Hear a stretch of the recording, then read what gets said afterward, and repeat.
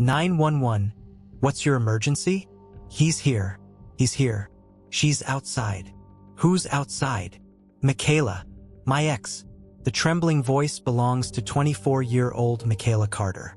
She's gasping, whispering, panicked. Moments earlier, she and her mother had called 911 with a warning. He's outside walking around with a gun. We have an order of protection against him. I think he's looking for my daughter. The man she's talking about is her estranged husband. He'd been released from jail less than a week earlier after violating probation for domestic assault. Now he was back. On November 15, 2021, police rushed to an apartment complex after reports of a break-in and gunfire. What they found was devastating. Michaela had been shot multiple times, but what followed made the tragedy even darker. This is the story of the life and death of Michaela Carter. Michaela Jane Carter was born on November 23, 1996, in Bowling Green, Kentucky, to her mother, Kimberly Jones Bowie. The oldest of several siblings, she often helped raise and protect them. As a teenager, Michaela's family moved to Antioch, Tennessee, a small community outside Nashville. There, she built her life. At Antioch High School, Michaela became known for two things: her speed on the track and her voice in the youth choir at Lake Providence Baptist Church. Whether she was racing on the field or singing on stage, people noticed her. Friends said she carried a presence you couldn't ignore. Michaela's faith was always at the center of her life. She was baptized at Freedom Temple Ministries, and even as she got older, she stayed connected to her beliefs. After high school, she worked at the 1230 Club, a busy restaurant in downtown Nashville. She spent long hours greeting guests and serving tables, yet she never lost her smile. To her, the job was more than a paycheck. It was how she supported her family and saved for the future. Outside of work, Michaela was quiet and thoughtful. She dreamed of hosting women's meetups, charity events, and community gatherings. Giving back was her nature. Family was her anchor. She gave more than she ever took. And that kindness, the same light that drew people to her, is what first caught the attention of someone who would later change her life in the worst way. In 2007, Michaela met James J. Elliott. Both were students at Antioch High School. At first, their bond looked like innocent teenage love. Michaela was drawn to Jay's confidence and the way he made her feel seen. By 2010, they were officially a couple. To outsiders, they looked happy, laughing, dancing at school events, posting like any other young couple. But behind the smiles, cracks were already forming.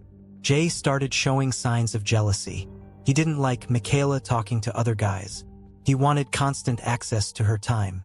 He'd get upset if she didn't respond to messages right away. Sometimes he even showed up unannounced, accusing her of things that weren't true. At first, Michaela thought he was being protective, maybe even caring. She ignored the red flags, hoping things would get better. She stayed quiet, not wanting to stress her family. But the controlling behavior grew worse.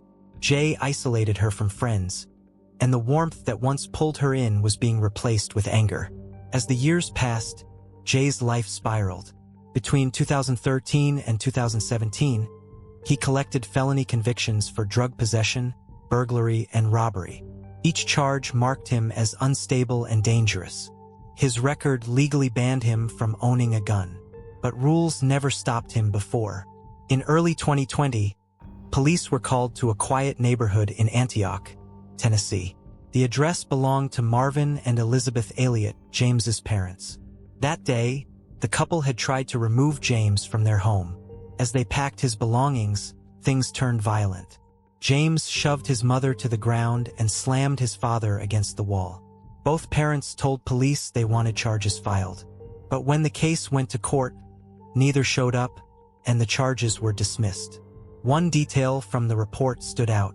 During the fight, James allegedly grabbed his father's revolver. He pointed it at his mother, warned her to back away, then fled the house, taking the gun with him. Marvin never reported the weapon as stolen. Still, law enforcement and probation officers documented that James had access to a firearm and had threatened people with it. Whether he ever returned the gun remains unknown. Despite the warning signs, Michaela refused to give up on him. She was the kind of person who believed in redemption. She believed love could heal what was broken. And when James got down on one knee in late 2020 and asked her to marry him, Michaela said yes. No hesitation, no second thoughts. She believed this time would be different, but it wouldn't be long before that hope would turn into tragedy. Michaela's family never trusted James. They saw the patterns, the temper, the instability. But Michaela believed marriage might change him. That maybe, if they built a life together, he would finally settle down. It didn't take long for that hope to collapse. After the wedding, they moved in together. Instead of a fresh start, James's control tightened. He checked Michaela's phone, listened to her calls, read her messages. Sometimes he took her phone away for days, cutting her off from friends and family. He wanted to know where she was at every moment. He told her that no one else cared about her. Not her friends, not even her family. Slowly, he isolated her, wrapping her world around him, and only him. Then came the drugs. James slipped back into old habits, growing paranoid, erratic, and violent. Michaela soon learned he was cheating too, messaging other women while tearing her down at home. The betrayal cut deep, but the violence cut deeper. When Michaela once tried to leave, packing her things to escape to her mother's house, James found out. He beat her so badly she couldn't walk. She stayed silent, too afraid to report it. To the outside world, they looked like a couple working through problems. Behind closed doors, Michaela was living in fear. Her love for James was real, but so was the danger. And every day it grew harder to escape. In July 2021, during yet another argument, James snapped. He struck Michaela in the face with a glass bottle of Jack Daniels. The blow left her bruised, broken, and terrified. That night, she fled to her family's home. For the first time, she told them the truth. How James controlled her, isolated her, and hurt her. Then came the most heartbreaking confession. She had tried to take her own life. She admitted she once attempted to overdose, convinced the only way out of her nightmare was if one of them died. That night had been her breaking point, but instead of giving up, Michaela made a choice. The next morning, after leaving the hospital, Michaela went to police. She pressed charges against James. She filed for a protective order, trying to put a legal barrier between herself and her abuser. It felt like the system was finally catching up to him. James was arrested, but what happened next showed how badly the system would fail her. Less than 2 weeks after James's arrest, the case began to crumble. Michaela was told she would need to face him in court and identify him herself. The thought alone sent her spiraling. Overcome with fear, she suffered a panic attack and left the courthouse. Her family begged prosecutors to understand. They warned them about Michaela's fear, about the danger she was in, about James's history of retaliation. But prosecutors insisted, without Michaela's direct testimony. The case couldn't move forward, the charges were dismissed. It was a devastating blow. And for Michaela, it was only the calm before the storm. James wasn't completely free. He remained behind bars for violating probation. For Michaela, that brought a temporary sense of relief. She used that time to breathe, to begin putting the pieces of her life back together. In August 2021, a judge granted her a full order of protection. James was legally barred from contacting her in any way. He was also prohibited from owning or carrying a gun. On paper, Michaela was safe, but her family knew better. James didn't respect rules. He didn't respect the law. A piece of paper couldn't stop him. Michaela tried to move forward, but the fear never left her. And deep down, those closest to her knew. The danger wasn't gone. It was only waiting. November 15, 2021. 10 days after his release from jail, James was unraveling. He filled Facebook with disturbing posts. He called Michaela. He sent desperate, threatening text messages. It felt less like conversation and more like a warning to the world. And everyone knew Michaela was his target. The fear became too real. That evening, Michaela and her mother, Kimberly Jonesbury, called 911 in a panic. "He's outside walking around with a gun," Kimberly told the dispatcher. "We have an order of protection against him. I'm sure he's looking for my daughter." My niece saw him outside. The dispatcher pressed for details. How do you know this person? It's my daughter's husband, her estranged husband. He just got out of jail last week. His name is James. Are they sending people? Kimberly asked desperately. Yes, but we need more details. What is he wearing? We didn't see him, not clearly. I told my niece not to go back out there. Then came the chilling question. How did you know he has a gun? Kimberly's answer would confirm their worst fears. On the 911 call, Kimberly tried to describe him. He's 6'6", a tall black man, brown skin, low-cut hair. My niece saw him with a gun. He's been posting threats on Facebook. He's not supposed to contact my daughter, but he's sending her crazy messages. I know he's outside. Fear was pouring through her voice, and she was right. Michaela's niece had spotted James near a relative's apartment, carrying what looked like a gun. Terrified, the family fled and parked at a discount store in southeast Nashville, waiting for police. When officers arrived, they questioned a man who matched James's description. But instead of making an arrest, they claimed there wasn't enough evidence to prove he had violated the protective order. That night, protocol fell apart. Police failed to turn on body cameras. They skipped the department's lethality risk assessment. They didn't connect Michaela with domestic violence support services. Despite her protective order, despite her desperate call, despite the visible threat, James was not arrested. Instead, officers escorted Michaela and her mother back home. She had packed a go-bag, planning to leave, and needed her ID along with the paper copy of her protection order. One officer in training circled the yard as a precaution, but what relatives say happened next stunned the family. Police told Michaela that if she ever saw James with a gun again, she should try to take a photo. Then they left. They offered to help her file a warrant in court, but shaken and exhausted, Michaela declined. It was one more failure in a system full of them, and the cost of those failures would soon be unbearable. Michaela didn't want to miss work. That one choice would change everything. Minutes after police left, she grabbed her green camouflage backpack, stuffed with clothes, a toothbrush, and her protection order, and bolted toward her friend's car. The plan was simple: leave and never look back. But as she glanced down the street, her heart dropped. James was coming toward the apartment fast, gun in hand, rage burning in his face. Michaela turned and ran back inside, shouting, "Mama, he's here! He's here!"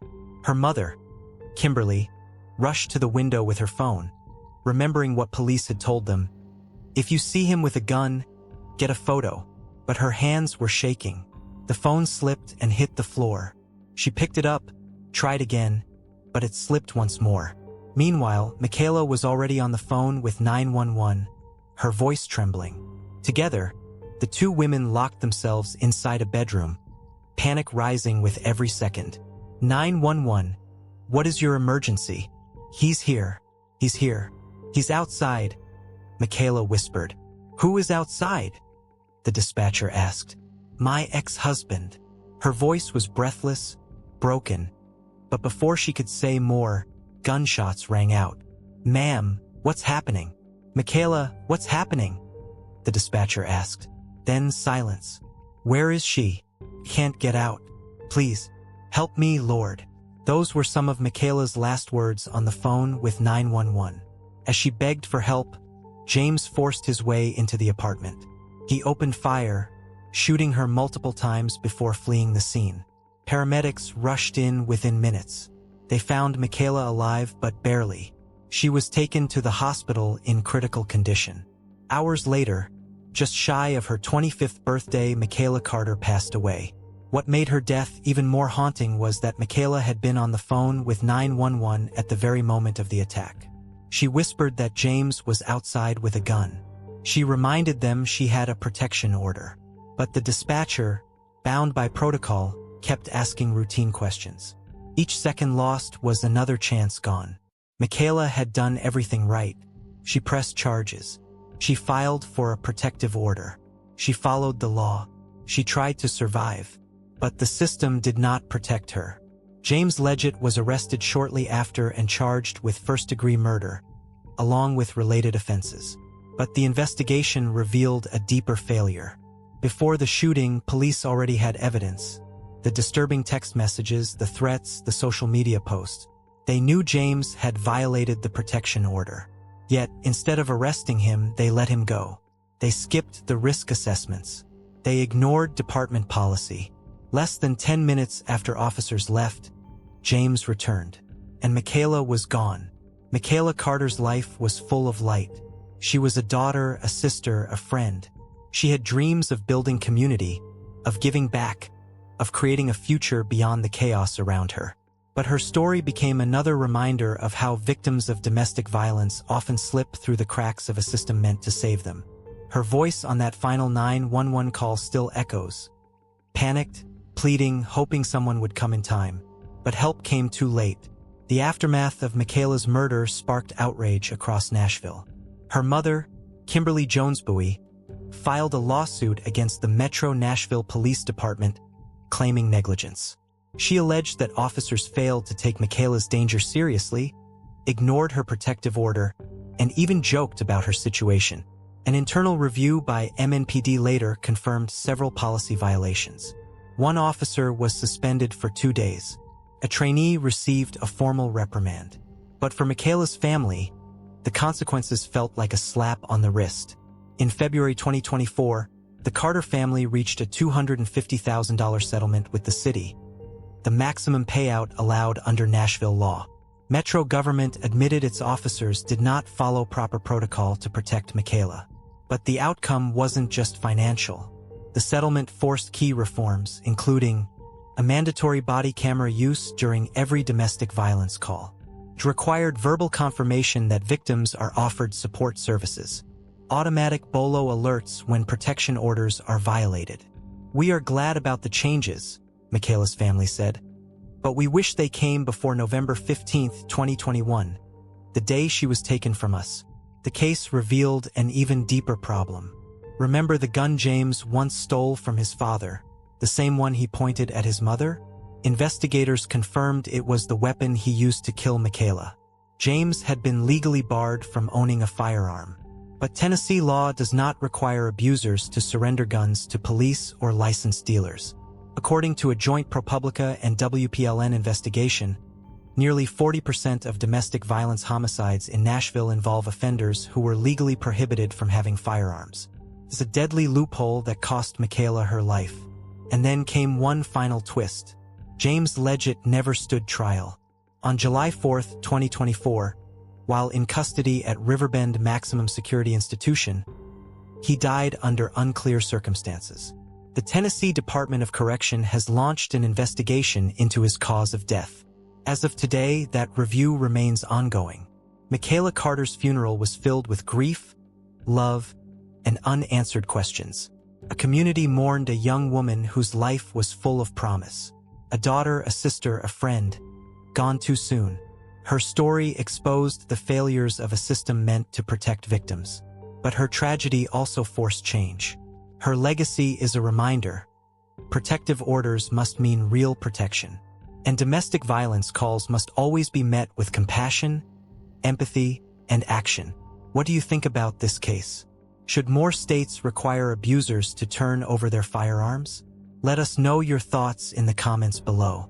And if you found Michaela's story important, don't forget to like, share, and subscribe for more true crime stories like this.